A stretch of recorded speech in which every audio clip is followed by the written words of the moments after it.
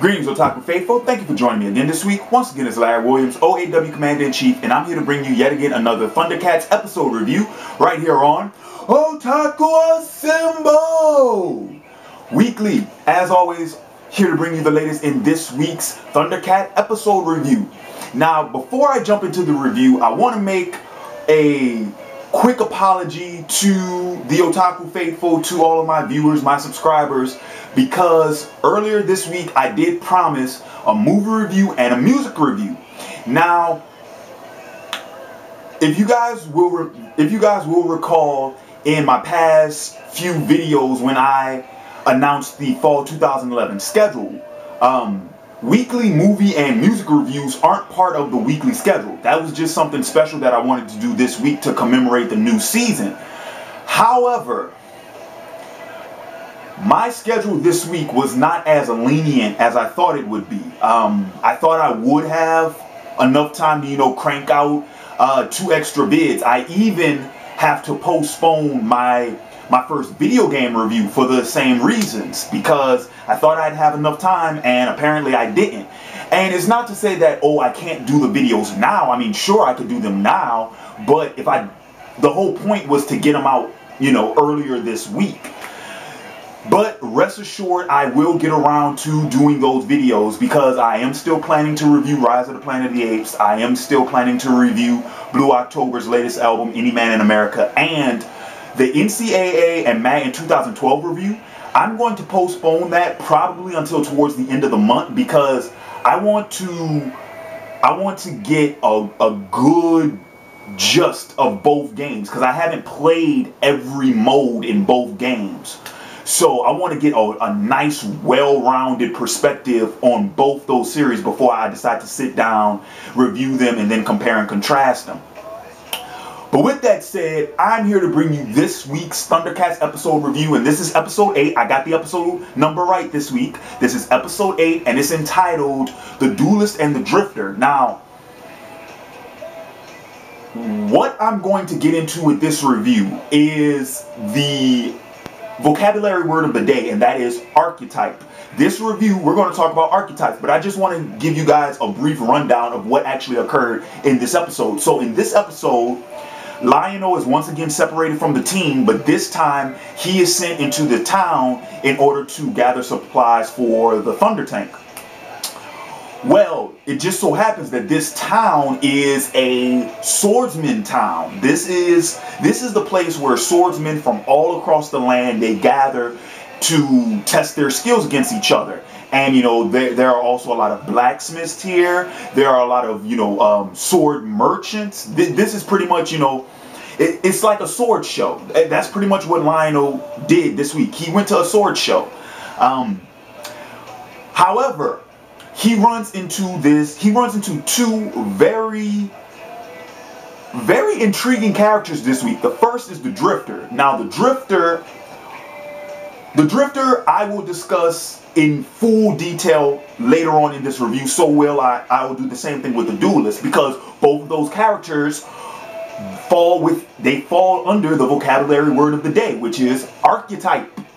Both of those characters are archetypes. Now, the Drifter, he's pretty much a mysterious type character. He's somewhat of a vagabond, and he lets Lionel know that, hey, if you come into this town with a sword running off at the mouth, you're going to wind up writing a check your ass can't cash. And that brings me to the second character, who is the Duelist. Now, the Duelist is a master swordsman, and not only that, but he's a collector of swords, because his deal is, I'm going to fight you. And if I beat you, I'm going to take your sword. He even goes as far as wearing the swords of his fallen combatants on his back. He wants to showcase his trophies. He wants to let everybody know that, hey, I won this sword because I beat, that, and the other. So within this episode, pretty much what we get is Lionel, of course, he accepts the challenge from the Duelist. Of course, he gets his ass kicked, and then with the help of the Drifter, he's able to perform a comeback and win back the Sword of Omens. Now, that's a brief little rundown of the of what occurred in the episode. But now I want to get into, like I said, the vocabulary word of the day is archetype. Now, for those of you who don't know, an archetype is pretty much, it's a model. And especially, I'm going to be talking about literary archetypes, okay? Now, a literary archetype, like I said, it's a model. It's a pattern. It is a role, a specific, it is a specific role that a character will play in a literary story. What type of archetypes are there? Well, there is the epic hero, the tragic hero. Those are archetypes. The mentor figure, the old man, the mentor figure, that is an archetype. The damsel in distress, as you have you guys are familiar with that. I'm pretty sure you've heard it multiple times because the phrase has become somewhat cliche. But the damsel in distress, that's an archetype. The mysterious villain, or the masked villain rather, the masked figure, that's an archetype. The sidekick characters, the comic relief, you know, the tall skinny and the short fat duo, who are the comic reliefs, that's an archetype, you know. And of course, an archetype, you see these type of characters numerous times. For an example, the duo that I just mentioned, that's C-3PO and R2-D2 from Star Wars. That's Timon and Pumbaa from The Lion King. That's the Honeymooners. That's Gilligan and what's his face? The captain.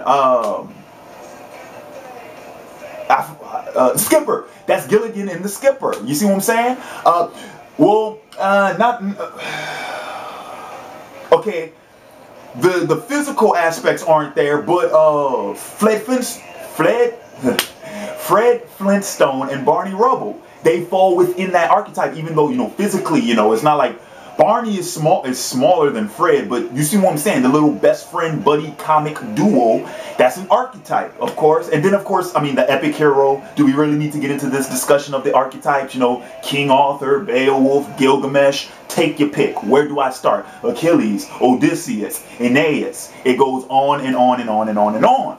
Now, why am I bringing this up in the ThunderCats episode review? Because this episode, more so than any other, had these archetypes. And the two archetypes I'm talking about are, there is the fallen mentor fallen mentor is an archetype, but there is also the unlikely mentor, which is a more common archetype, and the character of the drifter falls under both.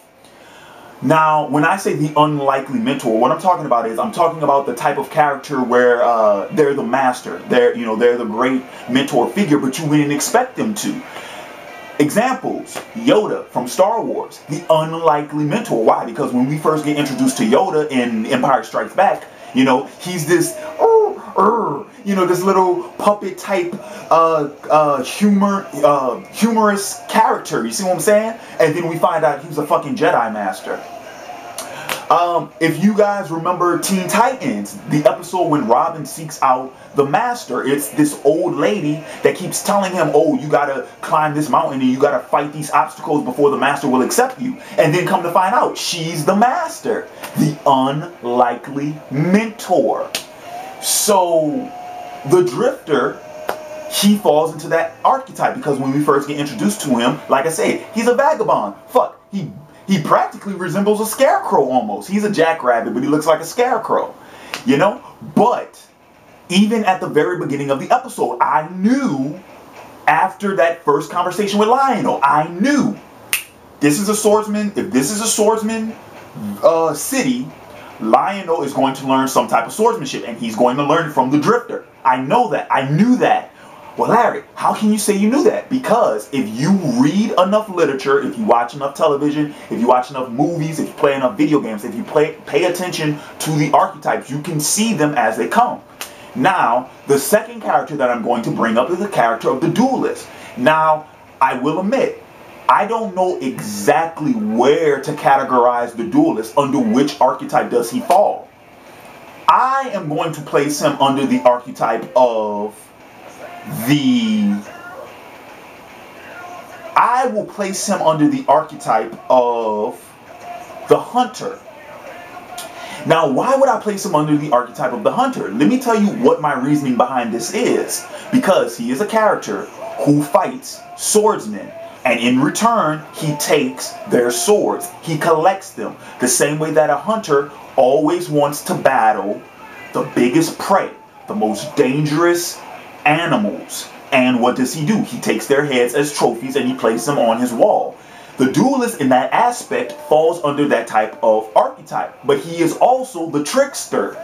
He falls under the age-old archetype of the trickster because, first off, his appearance, number one. His appearance, which I liked both. I really did enjoy both the character conception for the drifter and the duelist, because the drifter, like I said, he's this long-haired jackrabbit, but he kind of has this scarecrow thing about him. Hell, he even has pieces of straw in his hair, and he's chewing on the weed the whole time. So he kind of reminds me of like the scarecrow from the Wizard of Oz. Also, he's always hanging on the breeze. I'm sorry if you saw that and you didn't think the scarecrow from the Wizard of Oz, then what the fuck? But also the duelist. Now, the reason why I really liked his design, because he reminds me from something from Fable. For any of you who's ever played the Fable video game, he reminds me, he dresses like the characters in Fable. And you know, the whole curved mustache and shit, I mean, it's very obvious. We know from Jump Street, just by looking at this episode, we know who's going to play, you know, who's the mentor, who's the villain. We can see it, it's obvious. But like I said, but even outside of my own categorization of what the duelist is, the type of character that he is, the idea that, oh, he's a duelist. Also another archetype that just came to mind, the Westerner. This village, for all intents and purposes, is very much like an Old West town. I mean, when he challenges Lionel to a duel in Times Square at high noon, it's a desert type city. And when they meet up, there's, you know, dust and stuff around. There's not a single blade of grass. If you did not think it was some type, and he's called the duelist. If you didn't see, you know, the Old West showdown type archetype there, then you just really weren't paying attention. But it's there. It's so blatantly obvious. Now, I do want to say that I'm not pointing this stuff out to say that it was bad. It wasn't bad. It wasn't bad. Another archetype that's in this episode is I mentioned earlier, it's the fallen mentor, the figure, the character who, oh, he was a great mentor, but either his apprentice or a newcomer challenged him and he lost sight of what he was doing.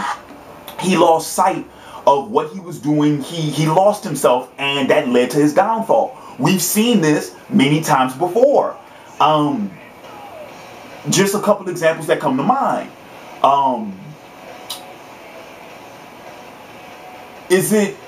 Wait a minute. Give me a minute. Oh man, I can't believe the character's name has. Is it Jargon? It's not Jargon. Jargon? I don't think that's what it is. The character I'm trying to remember the name of, he was the deserter in season 1 of Avatar: The Last Airbender. If you remember that episode when Aang first learned firebending, that character was somewhat of a fallen mentor because he was, you know, this great Fire Nation general, and because he saw the ambition and the darkness in his apprentice, he didn't want to be in the army anymore, you know, so he deserted. He ran off. Now, granted, it's not like he was defeated, but that idea that that the mentor has failed from prominence, that falls into the fallen mentor archetype. There is also, for any of you who've ever seen Black Knight, which is I think it came out in 2003. It's a Martin Lawrence film where Martin Lawrence he works at this medieval theme park, and then he gets thrown back in time into the actual, the medieval times. The character of Nulty, that is the fallen mentor archetype. He was once a great and prominent knight, but he lost the battle and he felt dishonored, so he wandered the land as a vagabond. That archetype is everywhere around us. The Drifter is another example of that. Now, not to make this video too long, but pretty much what I'm trying to do in bringing up these characters, the reason why I'm talking about this, I'm not saying that just because this episode had those archetypes, it was bad. A lot of times you will see critics. Fuck, I've done it myself in the past, where I was like, oh, that's so cliche, it's so obvious to figure out. Now granted, yes, within the first 5 minutes of the episode, I had pretty much figured out the entire episode plot. I did. That is true. I cannot sit here on camera and lie that, oh, I was surprised about what happened in the episode. No, I knew exactly what would happen in the episode. Why? Because this episode is following an archetype. Another archetype it's following is the